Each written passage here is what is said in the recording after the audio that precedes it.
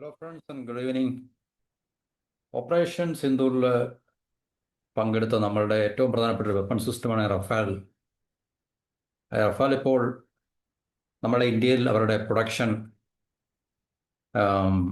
Unit ടാറ്റയുമായിട്ട് ഉള്ള കൊളാബറേഷൻ്റെ അടിസ്ഥാനത്തിൽ ഇന്ത്യയിൽ നിർമ്മിക്കുന്നു എന്നുള്ളൊരു വാർത്തയാണ്. ഇന്ത്യ നിർമ്മിക്കുന്നു എന്ന് പറഞ്ഞാൽ അതിൻ്റെ ചില ഫ്യൂസലേജ് എന്ന് പറഞ്ഞൊരു പാർട്ടാണ് ശരിക്കും പറഞ്ഞത്.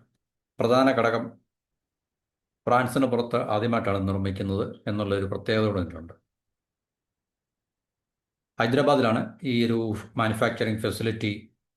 അതായത് എയർക്രാഫ്റ്റിനെ സംബന്ധിച്ച്, ഫൈറ്റർ എയർക്രാഫ്റ്റിനെ സംബന്ധിച്ച് അതിൻ്റെ ഒരു പ്രധാനപ്പെട്ട സ്ട്രക്ചറൽ സെക്ഷനാണത്. അത് സെൻട്രൽ ഫ്യൂസലേജ്, അതുപോലെ തന്നെ റിയർ സെക്ഷൻ, പുറകിലത്തെ section, lateral rear shells and front section, അതൊക്കെ നമുക്ക് ടെക്നിക്കലി ഇമ്പോർട്ടൻ്റ് ആയിട്ടുള്ള ചില കാര്യങ്ങളാണ്. അതിനെക്കുറിച്ച് കൃത്യമായി വലിയ ആധികാരികമായിട്ട് എനിക്ക് അതിനറിയില്ല. പക്ഷേ ഈ പറഞ്ഞ ഫ്യൂസലേജ് എന്ന് പറയുന്ന പ്രധാനപ്പെട്ട ഒരു ഘടകം നിർമ്മിക്കുവാൻ Tata Advance Systems Limited, TASL എന്ന് പറയുന്ന ടാറ്റയുടെ ഗ്രൂപ്പിലുള്ള കമ്പനിയായിട്ട് ചേർന്നാണ് റഫേലിൻ്റെ നിർമ്മാതാക്കളായിട്ടുള്ള, അല്ലെങ്കിൽ പേരന്റ് കമ്പനി എന്ന് പറയുന്ന ദസോ ഏവിയേഷൻ, DASSAULT എന്നാണ് ഇംഗ്ലീഷിൽ എഴുതിയേക്കുന്നത്. അത് ഡെസോ എന്നായിരിക്കും അത് പ്രൊനൗൺസ് ചെയ്യുന്നത്. അപ്പം റഫേലിൻ്റെ നിർമ്മാതാക്കൾ, അല്ലെങ്കിൽ പ്രധാന അതിൻ്റെ പേരന്റ് കമ്പനി എന്ന് പറയാം നമുക്ക്. പഹൽഗാം തീവ്രവാദ ആക്രമണത്തിൽ മറുപടിയായിട്ട് നമ്മൾ പാകിസ്ഥാൻ്റെ ഉള്ളിൽ നടത്തിയ ആക്രമണങ്ങളിൽ, സൈനിക ആക്രമണങ്ങളിൽ, അല്ലെങ്കിൽ നമ്മൾ അറ്റാക്ക് ചെയ്തതിൽ ഏറ്റവും പ്രധാനപ്പെട്ട പങ്കുവഹിച്ചത് റഫേലാണെന്ന് പറയുന്നു. ആ യുദ്ധവിമാനങ്ങളുടെ പ്രധാനപ്പെട്ട ചില ഘടകങ്ങൾ ഇന്ത്യയിൽ നിർമ്മാണത്തിന് വേണ്ടി ടാറ്റയുമായിട്ട് കൈകോർത്തവർ ആരംഭിക്കുന്നു എന്നുള്ള പ്രധാനപ്പെട്ട ഒരു വാർത്തയാണ്. അപ്പോൾ ഇന്ത്യയെ സംബന്ധിച്ചത് തീർച്ചയായിട്ടും അത് ഓപ്പറേഷൻ സിന്ദൂർ എന്ന നമ്മളുടെ മിലിറ്ററി ഓപ്പറേഷൻ്റെ സക്സസ്സിനെയാണ് അത് ശരിക്കും, ഇല്ലേ? അല്ലെങ്കിൽ തീർച്ചയായിട്ടും നഷ്ടങ്ങൾ ഉണ്ടായിട്ടുണ്ടായിരുന്നെങ്കിൽ, കാരണം ആദ്യത്തെ പാകിസ്ഥാൻ്റെ ഉള്ളിൽ നിന്നും, അല്ലെങ്കിൽ ഇന്ത്യ വിരുദ്ധ ചേരികളിൽ നിന്നുമൊക്കെ തന്നെ വന്ന വാർത്തകൾ എന്ന് പറഞ്ഞു കഴിഞ്ഞാൽ നമുക്ക് വൻതോതിലുള്ള വിമാനങ്ങളുടെ നഷ്ടങ്ങളുണ്ടായി, റഫേലൊക്കെ ഒത്തിരി നഷ്ടമായെന്നൊക്കെയുള്ള വാർത്തകളൊക്കെ തന്നെ ഉണ്ടായി. അപ്പോൾ തീർച്ചയായിട്ടും അതിനെയൊക്കെ നിരാകരിക്കുന്ന, അല്ലെങ്കിൽ ആ വാർത്തകൾ പൂർണ്ണമായിട്ടും, കാരണം നമ്മുടെ ചീഫ് ഓഫ് ഡിഫൻസ് സ്റ്റാഫ് പറഞ്ഞിട്ടുള്ളത് യുദ്ധമാകുമ്പോൾ നഷ്ടങ്ങളുണ്ടാകും. നമുക്ക് തീർച്ചയായിട്ടും അത് ഒരു വൻതോതിലുള്ള നഷ്ടങ്ങളൊന്നും ഉണ്ടായിട്ടില്ല. നഷ്ടങ്ങളുണ്ടാകും യുദ്ധമാകുമ്പോൾ. ഈ രാജ്യങ്ങൾക്ക് നഷ്ടമുണ്ടാകും. അത് ചെറിയ രാജ്യവും വലിയ രാജ്യവും യുദ്ധം ചെയ്താലും ചെറിയ രാജ്യത്തിന് തീർച്ചയായിട്ടും വലിയ രാജ്യത്തിൻ്റെ മുകളിൽ ചില നഷ്ടങ്ങളൊക്കെ വരുത്തി വെക്കാൻ സാധിക്കും. അതിപ്പോൾ എങ്ങനെയായാലും ശരി. പണ്ട് ചൈനയും വിയറ്റ്നാം തമ്മിൽ യുദ്ധം ഉണ്ടായിരുന്നു. വിയറ്റ്നാം ചൈനയെ ഓടിച്ചതാണ്, മനസ്സിലായല്ലോ. അപ്പോൾ അതൊക്കെ യുദ്ധത്തിൽ നമുക്ക് അത് വൺ സൈഡ് അല്ല, എപ്പോഴും ടു സൈഡ് തന്നെ ആയിരിക്കും. പക്ഷേ അൾട്ടിമേറ്റ് വിക്ടറി, അല്ലെങ്കിൽ അവസാന വിജയം, ഡിസിസീവായിട്ടുള്ള നമുക്ക് വിജയം ആർക്കാണ് എന്നുള്ളതാണ് അതിലെ പ്രധാനപ്പെട്ടൊരു എന്താണ് പറയുന്നത്, പോയിന്റ് എന്ന് പറഞ്ഞു കഴിഞ്ഞാൽ.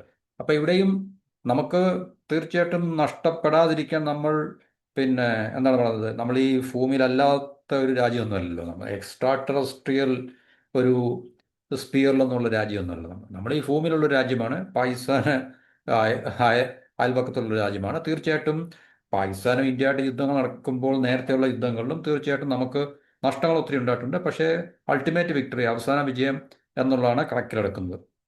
കാരണം നമുക്ക് ആയുധങ്ങൾ നഷ്ടപ്പെടാം, ഫൈറ്റർ എയർക്രാഫ്റ്റ് നഷ്ടപ്പെടാം, ചിലപ്പോൾ നമ്മളെ ഏതെങ്കിലുമൊക്കെ കപ്പലുകൾ അവർ മുക്കിയേക്കാം, ഇല്ലേ? നമുക്കൊത്തിരി നമ്മുടെ ആർമി ജവാന്മാരെ നമുക്ക് നഷ്ടപ്പെടാം. സിവിലിയൻസിന് ചിലപ്പം കാഷ്വാലിറ്റീസ് ഉണ്ടാകാം. നമ്മുടെ ഇൻഫ്രാസ്ട്രക്ചറിനൊക്കെ ചിലപ്പോൾ നഷ്ടങ്ങൾ ഉണ്ടാകാം, ഡാമേജ് ഉണ്ടാകാം. അതൊക്കെ യുദ്ധത്തിൽ സംഭവിക്കുന്നതാണ്.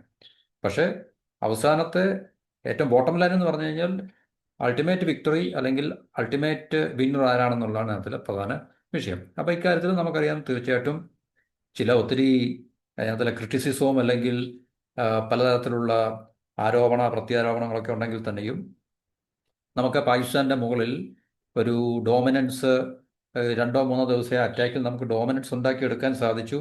നമ്മളുടെ ആയുധങ്ങളുടെ പ്രഹരശേഷിയും അതുപോലെ തന്നെ എഫിഷ്യൻസിയും ഒക്കെ തന്നെ നമുക്ക് ലോകത്തിൻ്റെ മുമ്പിൽ, പാകിസ്ഥാനെതിരെ മാത്രമല്ല, അല്ലെങ്കിൽ ചൈനയ്ക്കെതിരെ മാത്രമല്ല, ലോകത്തിൻ്റെ മുമ്പിൽ നമുക്കത് പ്രൂവ് ചെയ്യാൻ സാധിച്ചു എന്നുള്ളതിൻ്റെ ഏറ്റവും വലിയൊരു തെളിവും, അല്ലെങ്കിൽ തെളിവുകൾ നമുക്ക് അതിനകത്ത് നിന്നും ലഭ്യമാണ് സിസ്റ്റം. അപ്പോൾ ഈ പറഞ്ഞ ദസോ ഏവിയേഷൻ ടാറ്റ അഡ്വാൻസ് സിസ്റ്റമായിട്ട് ചേർന്നിട്ടാണ് ഈ പറഞ്ഞ ഫ്യൂസലേജ്, റഫേൽ എയർക്രാഫ്റ്റിൻ്റെ, ഫൈറ്റർ എയർക്രാഫ്റ്റിൻ്റെ ഫ്യൂസലേജ് നിർമ്മിക്കാൻ വേണ്ടി. അത് ഗ്ലോബൽ മാർക്കറ്റിന് വേണ്ടിയും അതുപോലെ തന്നെ നമ്മുടെ റഫേലിന് വേണ്ടിയും ഒക്കെ തന്നെയാണത്. രണ്ട് രണ്ട് കാര്യത്തിന് വേണ്ടിയാണ്. അപ്പോൾ റഫേൽ ഫ്യൂസലേജ് ആദ്യമായിട്ടാണ് ഫ്രാൻസിന് വെളിയിൽ നിർമ്മിക്കുന്നത്. അത് ഇന്ത്യയിലാണെന്നുള്ളത് നമ്മളെ സംബന്ധിച്ച് അത് ഏറ്റവും പ്രധാനപ്പെട്ടൊരു കാര്യങ്ങളാണ്. അപ്പം ഇത് ഹൈദരാബാദിലാണിത് ഇതിൻ്റെ മാനുഫാക്ചറിങ് ഫെസിലിറ്റി സ്റ്റാർട്ട് ചെയ്യാൻ പോകുന്നത്. അപ്പോൾ ഈ രണ്ട് കമ്പനികൾ തമ്മിൽ ഇതിനു വേണ്ടിയുള്ള കരാർ ഒപ്പിട്ട് കഴിഞ്ഞിട്ടുണ്ട്. അപ്പോൾ നമ്മൾ നേരത്തെ പറഞ്ഞ തന്നെ ഫ്രാൻസിന് പുറത്ത് ആദ്യമായിട്ടാണിത് നിർമ്മിക്കുന്നത്, അത് ഇന്ത്യയിലാണ് എന്നുള്ളത് ഒരു നമ്മളെ സംബന്ധിച്ച് വലിയൊരു ഇമ്പോർട്ടൻ്റ് ആയിട്ടുള്ള അല്ലെങ്കിൽ പ്രധാനപ്പെട്ടൊരു കാര്യം കൂടാണത്. ഇന്ത്യക്ക് ഇതുകൊണ്ട് നമുക്ക് പുതിയതായിട്ടും അല്ലെങ്കിൽ വലിയ ചില നേട്ടങ്ങൾ അല്ലെങ്കിൽ സാധ്യതകളൊക്കെ നമുക്ക് തുറന്നു തരുന്നുണ്ട്. എയറോസ്പേസ് രംഗത്തെ ഏറ്റവും വലിയൊരു കുതിച്ചുചാട്ടമാണിത്. കാരണം ഇന്ത്യ ഈ ഒരു മേഖലയിലൊക്കെ വളരെ ശക്തമായിട്ടുള്ള ചുവടുവയ്പ്പുകൾ നടത്തിക്കൊണ്ടിരിക്കുകയാണ്. നമ്മൾ ഒരു എന്താണ് പറയുന്നത്, അമേരിക്കക്കൊപ്പമോ അല്ലെങ്കിൽ മറ്റ് ഇതുപോലുള്ള ഫ്രാൻസ് അല്ലെങ്കിൽ ബ്രിട്ടൻ അല്ലെങ്കിൽ ഈവൻ റഷ്യക്കൊപ്പമോ ഒന്നും ആയില്ലെങ്കിൽ തന്നെയും തീർച്ചയായിട്ടും വളരെ കൃത്യമായിട്ടുള്ള ചുവടുവയ്പ്പുകളിൽ കൂടെ നമ്മൾ മുന്നോട്ട് ഈ പറഞ്ഞ മേഖലകളിലൊക്കെ തന്നെ മുന്നോട്ട് പോയിക്കൊണ്ടിരിക്കുകയാണ്. അപ്പോൾ അതിനകത്തിൽ ഇന്ത്യയുടെ വിജയവും അല്ലെങ്കിൽ ഇന്ത്യ കൈവരിച്ചിട്ടുള്ള നേട്ടങ്ങളും അല്ലെങ്കിൽ കൈവരിച്ചുകൊണ്ടിരിക്കുന്ന നേട്ടങ്ങളും ഒക്കെ തന്നെ നമ്മൾ ഈ അടുത്ത സമയത്ത് നമ്മളുടെ ഓപ്പറേഷൻ സിന്ധുവിൽ നമ്മളത് പരീക്ഷിച്ചതാണ് അല്ലെങ്കിൽ നമ്മൾ പ്രൂവ് ചെയ്തതാണ് തീർച്ചയായും. അപ്പോൾ ഈ റഫേലിൻ്റെ ഈ പറഞ്ഞ ഇമ്പോർട്ടൻ്റ് ഘടകങ്ങൾ അല്ലെങ്കിൽ എന്താണ് അതിനെ നമുക്ക് പറയാൻ പറ്റുന്നത്, ഈ സ്ട്രക്ചറൽ സെക്ഷൻസ് ആണ് വളരെ പ്രധാനപ്പെട്ട ഘടകങ്ങളാണ് ഈ ഫ്യൂസലേജും അതുപോലുള്ള കാര്യങ്ങൾ തന്നെയല്ല.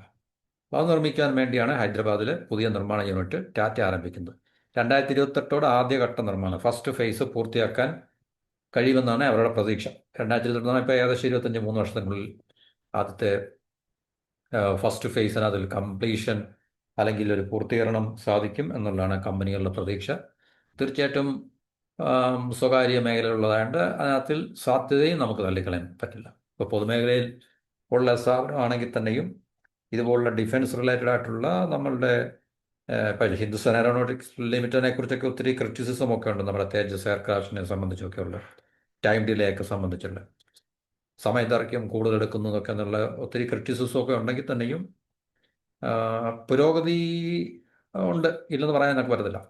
പക്ഷേ ഇത് പ്രൈവറ്റ് മേഖലയിലുള്ള ഒരു സംരംഭമായതുകൊണ്ട് തീർച്ചയായിട്ടും 2028 എന്നുള്ളത് അവർക്ക് തീർച്ചയായിട്ടും ആ ഒരു ടൈം ഫ്രെയിമിൽ അവർക്ക് അവർ പിന്നെ പ്ലാൻ ചെയ്തതനുസരിച്ച് അവരുടെ ബ്ലൂ പ്രിൻ്റ് അനുസരിച്ച് അവർക്ക് അത് പൂർത്തീകരിക്കാൻ സാധിക്കും എന്നുള്ള കാര്യത്തിൽ നമുക്ക് പ്രതീക്ഷ. അപ്പോൾ ഇന്ത്യൻ എയറോസ്പേസ് രംഗം വളരെ വളർന്നുകൊണ്ടിരിക്കുകയാണ്, അല്ലെങ്കിൽ എത്രത്തോളം വളർന്നു എന്നുള്ളതിൻ്റെ തെളിവ് കൂടിയാണെന്നാണ് ഈ കരാർ.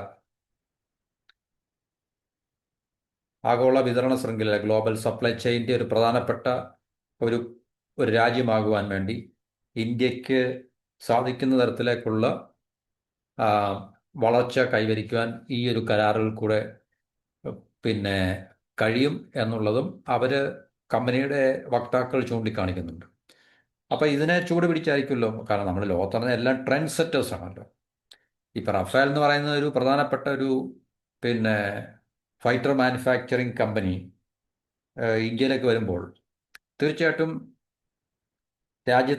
മറ്റ് പല രാജ്യങ്ങൾക്കും ഇതൊരു പ്രചോദനമാവുകയും ഇന്ത്യയുടെ കഴിവിൽ അവർക്ക് വിശ്വാസം അർപ്പിക്കാൻ സാധിക്കുകയും തീർച്ചയായിട്ടും ഈ ഒരു പിന്നെ വെഞ്ചർ ഒരു ട്രെൻഡ് സെറ്റർ ആകാൻ കഴിയുകയും ചെയ്യും. അത് ലോകത്തെല്ലായിടത്തും അങ്ങനെ തന്നെയാണ് എപ്പോഴും, ഏത് കാര്യത്തിലായാലും അല്ലേ, ട്രെൻഡ് സെറ്റർ എന്ന് നമുക്ക് പറയാം. അപ്പോൾ അതുകൊണ്ട് നമുക്ക് ഇന്ത്യക്ക് കൂടുതൽ ഇതുപോലുള്ള മേഖലകളിൽ മറ്റു പല രാജ്യങ്ങളുമായിട്ട് ഇപ്പോൾ റഷ്യ ഓൾറെഡി നമ്മളോട് പറഞ്ഞിട്ടുണ്ട്. എന്താണ് പറഞ്ഞിട്ടുള്ളത്, ഈ അവരുടെ സു നിർമ്മാണത്തിൽ കൂടുതൽ ഇന്ത്യയുമായിട്ടുള്ള കൊളാബറേഷൻ കൈവരിക്കാൻ സാധിക്കും എന്നുള്ള രീതിയിൽ. അപ്പോൾ റഷ്യ, അപ്പം ബ്രിട്ടൻ അല്ലെങ്കിൽ അമേരിക്ക ഇതുപോലുള്ള രാജ്യങ്ങളൊക്കെ തന്നെ ഇനിയും ഇന്ത്യയുമായിട്ട് ഈ എയറോസ്പേസ് രംഗത്ത് കൂടുതൽ പിന്നെ ഇതുപോലുള്ള എന്താണ് പറയുക ജോയിൻറ്റ് വെഞ്ചേഴ്സ് ഉണ്ടാക്കിയെടുക്കുവാൻ താല്പര്യം കാണിക്കാൻ ഉള്ളൊരു സാധ്യത കൂടി ഇത് വഴിതെളിക്കും എന്നുള്ള കാര്യത്തിൽ സംശയമൊന്നുമില്ല. 1929 ഈ പറഞ്ഞ ദസോ ഏവിയേഷൻ സ്ഥാപിതമായത്. മിലിറ്ററി എയർക്രാഫ്റ്റുകളും അതുപോലെ തന്നെ ബിസിനസ് ജെറ്റുകളും ഒക്കെ തന്നെയായിരുന്നു അവരുടെ തുടക്കം. പിന്നെ നമുക്കറിയാം ഇത്രയും 1929 മുതൽ ഇങ്ങോട്ട് ഇത്രയും വർഷമായിട്ടുണ്ട്. അപ്പം കമ്പനി പല തരത്തിലുള്ള ഓണർഷിപ്പിന് അതിലുള്ള ചേഞ്ചുകളൊക്കെ ഉണ്ടായിട്ടുണ്ട്.